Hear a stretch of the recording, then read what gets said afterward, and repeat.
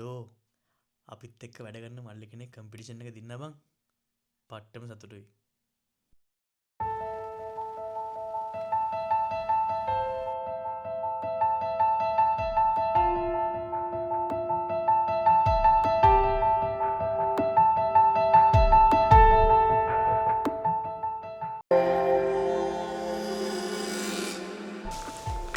අයිබෝන්. ඉතින් travelling chef YouTube channel එකට සාදරයෙන් පිළිගන්නවා. ඉතින් මේ වීඩියෝ එක යන්නේ පම්කින් කාවින් කම්පිටිෂන් එකක් ගැන.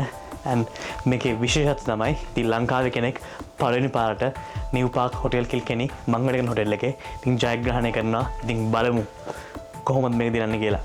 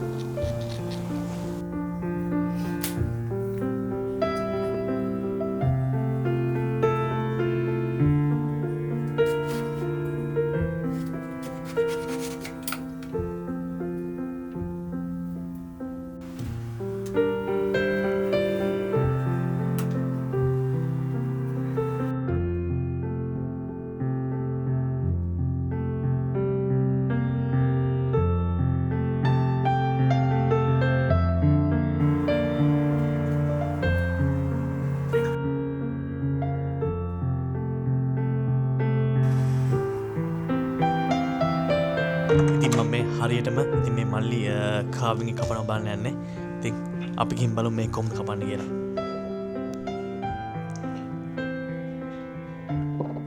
අම්මා ඉතින් සුපිරියටම ඒ කැමරා එක ලස්සන පේන වැඩි මල්ලි.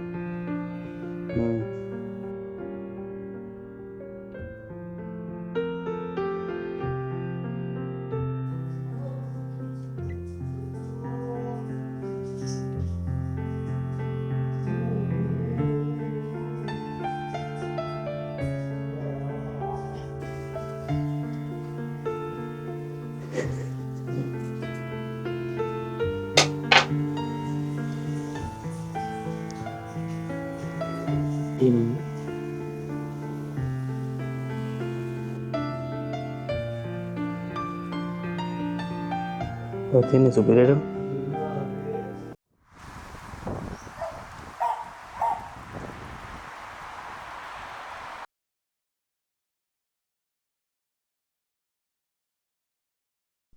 Good morning.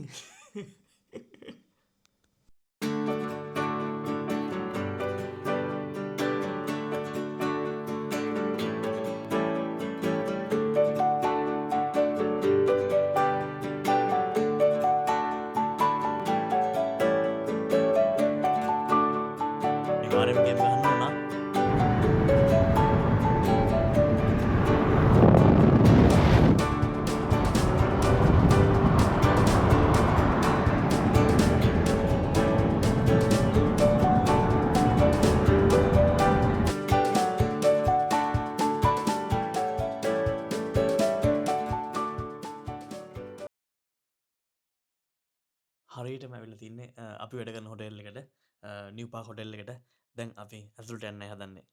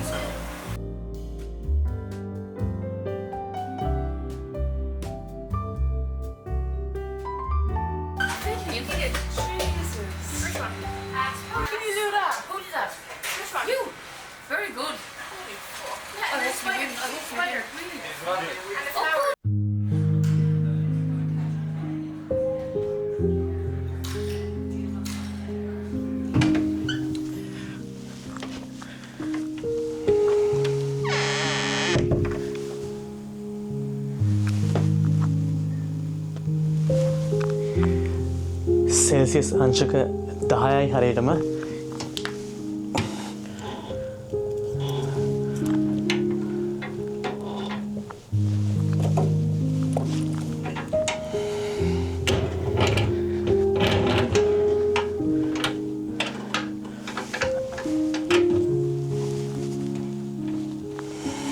ඉතින් අපි දැන් මේ හැලොවින් වීක් යන්නේ. ඉතින් හැලොවින් වීක් එකට අයිලන්ඩ් වල ස්කූල් හොලිඩේස් දවස් 10ක් විතර. ඉතින් හැලොවින් කාලෙත් සමයක වගේම ඉතින් ගොඩක් බිසි වෙන කාලයක්. මොකද ස්කූල් හොලිඩේස් ඔක්කොම ඔෆ් ඉඳලා ඉතින් ගොඩක් කට්ටිය එළියට යනවා කන්න බොන්නවා. ඉතින් ගොඩක් බිසි. මේ මල්ලේ ඇවිල්ලා හරියටම මාස 6ක් විතර ඇති. ඉතින් මම හැමදාම දැක්කේ වෙන ඩිපාර්ට්මන්ට් එක කෙනෙක් ඇවිල්ලා ඉතින් මේ කම්පිටිෂන් එක දිනනවා. ඉතින් මේ කාවින් කම්පිටිෂන් එක ඉතින් මේ හෙලොවින් එකට මේ අපේ හොටෙල් එකෙන් තියෙන හැම අවුරුද්දෙම තියෙන පොඩි කම්පිටිෂන් එක. ඉතින් ඉස්සෙල්ලාම කියන්න ඕන ඉතින් මේ කම්පිටිෂන් එක මං දිනපු කම්පිටිෂන් එක නෙමෙයි. ඉතින් අපේ කිචන් එකේ අපේ ලංකාවේ අපේ මල්ලි කෙනෙක් ඉතින් මේක දින්න කියන්නේ ඉතින් මටත් මාර හැංගීමක් ආවා මං දින්නා වගේ. ඉතින් මං පුළුවන් විදිහට ඒකට සපෝට් කරා. ඉතින් මට ලොකු සතුටක් හම්බ වෙනවා. මොකද මං අවුරුදු 3ක් වැඩ කළා පළවෙනි පාර දැක්කේ කිචන් එක දින්නවා. and ඉතින් ලංකාවේ කෙනෙක් තමයි ඉතින් මේක දින්නේ. මේ ෆීලිං එක එන්නේ අපිට නිකන් නෙමෙයි. ඉතින් මං 2020 එකේ මාත් කම්පිටිෂන් එක කළා. ඉතින් මං තමයි ඉතින් පොඩිම කෙනා මගේ ටීම් එකේ හිටපු. ඉතින් මාත් එක්ක ලොකු ෂෙෆ්ලා දෙන්නෙක් ගියේ. මගේ ලයිෆ් එකේ මට හම්බුණ ගොඩක් කට්ටිය මගේ ජීවිතේට තාමත් එකතුයි. තාමත් කතා කරනවා. තාමත් කෝල් එකක් දුන්නොත් ඒ වෙලේ බිසුණත් ආයෙ දවසකින් හරි කතා කරනවා අනිවාර්යයෙන්ම. ඉතින් අපිට ඒ වගේ ලොකු ටීම් එකක් තිබ්බා. ලොකු බැඳීමක් තිබ්බා. අස්සාව අපි මේ කරන වැඩ කටයුතු අපේ මේ හොටෙල් එක අපි සැලකුවේ අපේ සෙකන්ඩ් හෝම් විදිහට. මොකද ගෙදරට පස්සේ අපි වැඩි වෙලාවක් ගත කරන්නේ මේ හොටෙල් එකේ හින්දා. හැපි ඇන්ඩ් සෑඩ් මොමන්ට්ස් ගොඩක් ඉතින් මේ ෂෙෆීල්ඩ් එකේ මට හම්බුණා. ඉතින් මං හිතනවා කොච්චර රෑන්ක් ගහන් හිටියත්, කොච්චර නම් ගහන් හිටියත්, කොච්චර තරු ගහන් හිටියත්, මොන රටේ කොඩිය ගහන් හිටියත් තමාගේ ටීම් වර්ක් එක නැත්නම් තමාගේ ස්ටාෆ් එක තමත් එක්ක වැඩ කරන කෙනත් එක්ක හැපි එකේ ඉතින් මේ ෂිෆ්ට් එකක් අරන් යන්න බැරි නම් ඉතින් මං හිතනවා මොන ලෝකෙ හිටියත් කොච්චර වැඩක් වුණත් අන්තිමට end of the day fail කියලා. කවදාවත් ඔයා හොටෙල් එකේ ස්ටාර්ට් කරපු විදිය, ඔයා ට්‍රේනින් කෙනෙක් වගේ හොටෙල් එකට ආපු විදිය, ඔයා හලුත් හොටෙල් එකට ජොයින් වෙන විදිය කවදාවත් අමතක කරන්න එපා. මොකද අද වෙනකොට ගොඩාක් කට්ටිය ජොබ් වෙනස් කරනවා, ගොඩාක් ට්‍රේනින් කට්ටිය එනවා. ඉතින් ඒගොල්ලන්ට අනිවාර්යයෙන්ම මේකේ සීනියර් කට්ටිය සපෝට් කරන්න ඕන. ඉතින් ඔයාට මුල අමතක වුණොත් තමයි ඔයාට ඒගොල්ලන්ට උදව් කරන්න ලේසි. මොකද ඒක මාර ශක්තියක්. සමහරවිට මේ වගේ රටවලට ආවම පස්සේ අපිට ආයි දාලා යන්න බෑ. අපිට මේ ගේම කොහොමවත් අරන් යනවා. ඉතින් ඒගොල්ලන්ට ඒ වගේ ෂෙෆ්ලා ගොඩාක් වැදගත්. ඉතින් ඒගොල්ලොත් ඔයාට හදවතින්ම දවසක ඉතින් ෂෙෆ් කියලා කතා කරලා ඉතින් ඒ ගන්න ෆීලිං එක ඔයාට කොයි රෑන්ක් එකේ හිටියත් ඒ හම්බෙන සල්ලි වලින් ඒ ෆීල් එක ගන්න බෑ. ඉතින් හැමෝම රෙස්පෙක්ට් කරන, හැමෝම ගැම්මක් තමයි කියන ෂෙෆ් කෙනෙක් වෙන්න. එතකොට ඔයාගේ ජීවිතේ ගමන ගොඩාක් හොඳ වෙයි. ඔයාට ගොඩාක් හොඳ පිරිසක් වත්තක ඉඳී ඔයාගේ වැඩ කටයුතු වලට මාර උදව්වක් වෙයි.